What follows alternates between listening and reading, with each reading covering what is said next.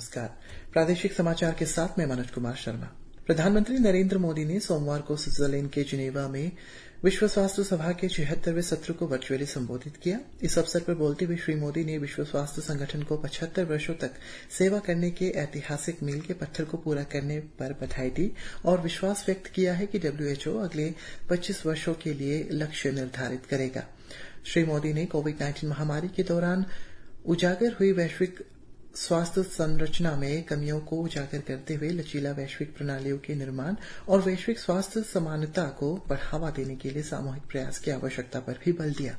उन्होंने महामारी के दौरान 100 से अधिक देशों को कोविड-19 टीके वितरित करके अंतर्राष्ट्रीय सहयोग के प्रति भारत की प्रतिबद्धता दोहराई।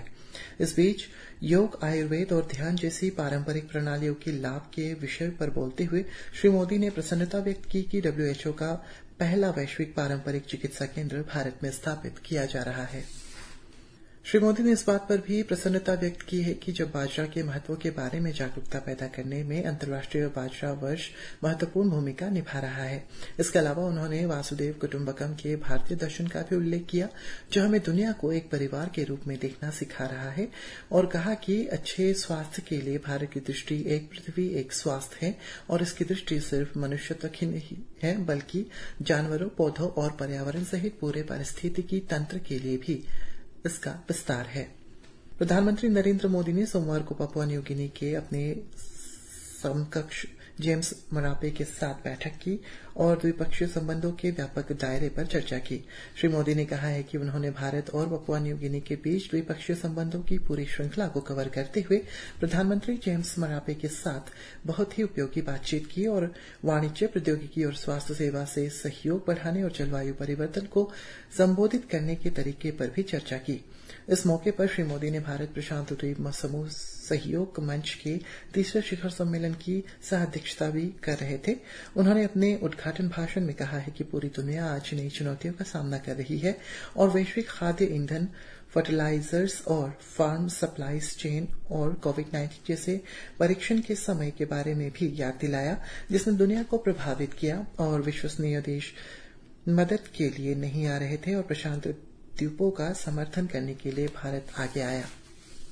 मुख्यमंत्री पेमा खांडू ने रविवार को राज्यपाल केटी पटनायक से राजभवन ईटानगर में मुलाकात की। बैठक के दौरान दोनों ने विकास कार्यक्रमों, विशेष रूप से राज्य में सीमा क्षेत्र विकास के साथ साथ नागरिक उड्डयन क्षेत्र द्वारा सामना की जा रही चुनौतियों पर चर्चा की, जिसमें भविष्य की आवश्यकताओं को ध्यान में रखते हुए वृद्धि की आवश्यकता को दोहराया।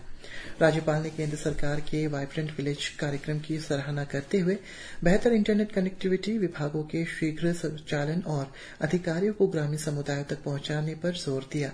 उन्होंने सेवा आपके द्वार के लिए भी मुख्यमंत्री की सराहना की और जीरो में सी अमृत सरोवर झील और सिखे अमृत सरोवर झील की सराहना की, जो प्रधानमंत्री श्री नरेंद्र मोदी के अमृत सरोवर अभियान पर दर्ज है।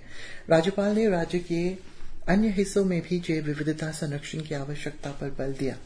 इस बीच मुख्यमंत्री पेमा खांडू ने भी राज्यपाल को राज्य सरकार की विकासात्मक पहलों के बारे में जानकारी दी और सामुदायिक नेताओं के साथ गुजरात राज्य और राष्ट्रीय राजधानी की उनकी हालिया यात्रा के बारे में जानकारी दी।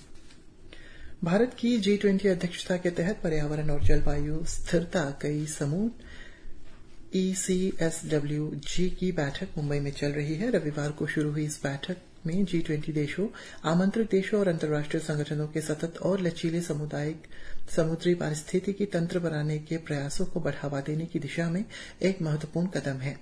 बैठक के पहले दिन कल मुंबई के जुहू बीच पर समुद्र तट सफाई अभियान आयोजन किया गया, जिसके बाद ओशन 20 डायलॉग का आयोजन भी किया गया, जिसका उद्देश्य एक स्थायी और जलवायु लचीली नीली अर्थव्यवस्था, अग्रिम विचार और महासागर समाधान के लिए कार्रवाई को बढ़ावा देना है। भारतीय रिजर्व बैंक के गवर्नर शक्तिकांत दास ने सोमवार को कहा है कि 2000 रुपए के बैंक नोटों को वापस लेना मुद्रा प्रबंधन का हिस्सा है। आरबीआई गवर्नर ने कहा है कि 2000 रुपए के बैंक नोट मुख्य रूप से विमुद्रीकरण के बाद हटाए गए नोटों को फिर से भरने के लिए पेश किए गए थे और ये उद्देश्य पूरा हो गया है और प्रचलन में पर्याप्त नोट है। साथ ही ये भी स्पष्ट किया है कि आरबीआई 2000 रुपए के नोटों को चलन से हटा रहा है, लेकिन वे कानूनी रूप से जारी है। इसी के साथ ये समाचार बुलेटिन समाप्त हुआ। नमस्कार।